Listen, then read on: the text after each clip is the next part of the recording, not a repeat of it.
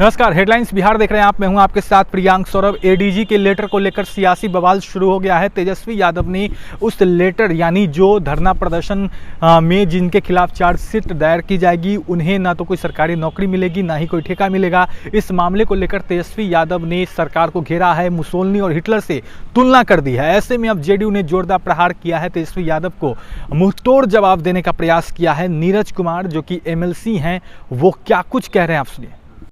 और उसके राजनीतिकरण किया जा रहा है और विपक्ष के नेता माननीय तेजस्वी यादव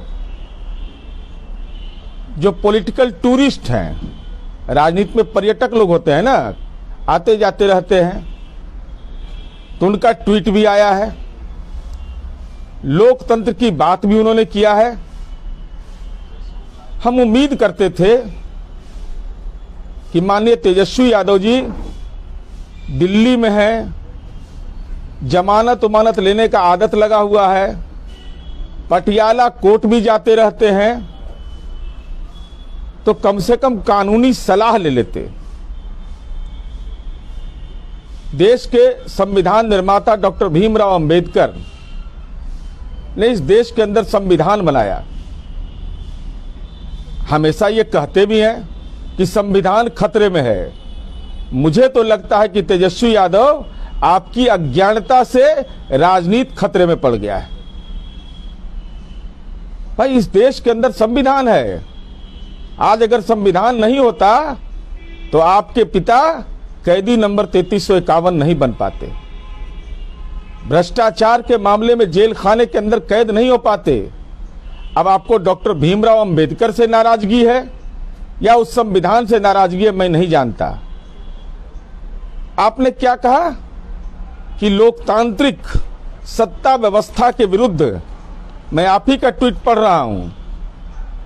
नीतीश कुमार कहते हैं कि अगर किसी ने सत्ता व्यवस्था के विरुद्ध धरना प्रदर्शन कर अपने लोकतांत्रिक अधिकार का प्रयोग किया तो आपको नौकरी नहीं मिलेगी। अज्ञानता का तांडव मचा दिए।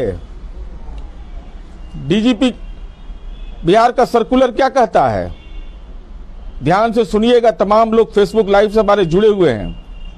यदि कोई व्यक्ति किसी विधि व्यवस्था की स्थिति, विरोध प्रदर्शन, सड़क जाम इत्यादि मामलों में संलिप्त होकर आपराधिक कृत्य में, क्रिमिनल एक्ट में कोई अगर आगजनी करेगा, तोड़ फोड़ करेगा, आम लोगों को परेशानी होगी, तो इस कार्य के लिए पुलिस को आरोप पत्रित किया जाता है। पुलिस द्वारा, पुलिस जांच करती है। ऐसा नहीं है कि किसी व्यक्ति का नाम कोई दे देगा और उसके आधार पर उस पर कार्रवाई हो जाएगी। और उस संबंध में चरित्र सत्यापन प्रतिवेदन में विशिष्ट एवं स्पष्ट रूप से प्रविष्टि की जाए। कैरेक्टर सर्टिफिकेट के लिए अब आपको जानकारी नहीं है तो कम से कम न्यायालय के अधिवक्ता से आप संपर्क कर लेते। आपको जानकारी है, आप विपक्ष के नेता हैं। अगर माननीय उच्च न्यायालय में कोई अपनी जमानत के लिए कोई याचिका दाखिल करता है तो लिखना पड़ता है एफिडेविट में कि उस पर कोई आपराधिक मामला पहले से नहीं है।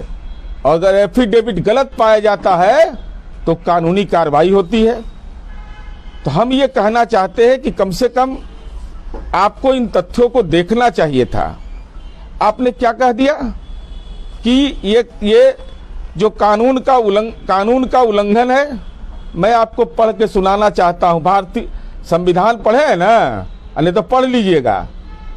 भारतीय संविधान की धारा 19(1)(b) यह कहता है कि हरेक नागरिक को, देश के हरेक नागरिक को शांतिपूर्वक आंदोलन धरना करने का अधिकार है, लेकिन वह प्रतिबंधित भी कुछ एक मामले में है।